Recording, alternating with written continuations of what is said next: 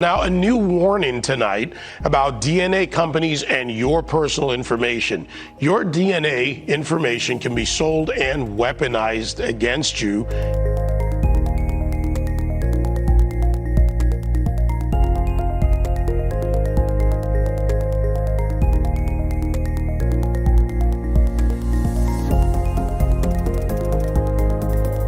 Can actually take someone's DNA, take their medical profile, and you can target a biological weapon that will kill that person. And people will very rapidly spit into a cup and send it into 23andMe and get really interesting data about their background.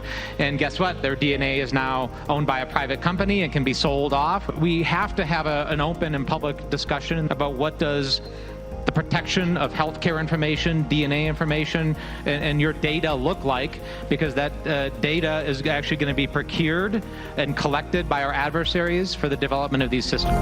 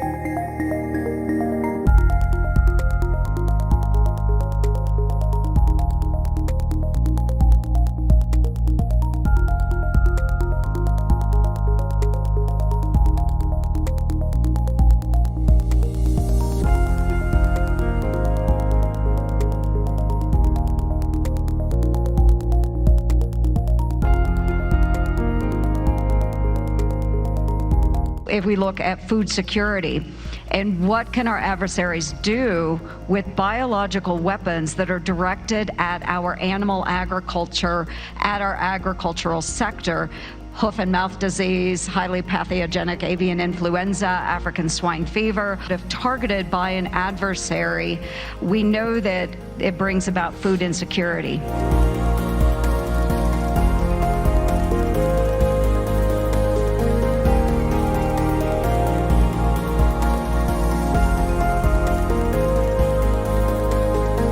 It's not the data or DNA that's the problem. It's the companies or the countries that control the data. China, of course, over a decade ago, like they do everything, moved into this. We are allowing China in relationships with hospitals, buying up companies regarding medical data, involved in when it comes to paternity and maternity, finding out about your fetus and the health of your baby as the baby's developing. It goes to China. The control and the knowledge, the data they have, to say nothing of hackings of hospitals, hackings of our health insurance companies, right? The Office of Personnel Management, Obamacare. Really, we're looking at China and Russia, et cetera. So in deals that the American government could control, we have less control over data. We're allowing foreign countries, enemies to gather this data and, yes, to potentially use it. The fact that that discussion was at the Aspen gathering with American leadership, not in a cave somewhere on ham radio with conspiracy theorists. They've known this for at least a decade, and our government has done nothing to change it. So my message is, it's not the data or learning about who you are that's the problem, any more than a firearm is the problem. It's whose hand is the data in.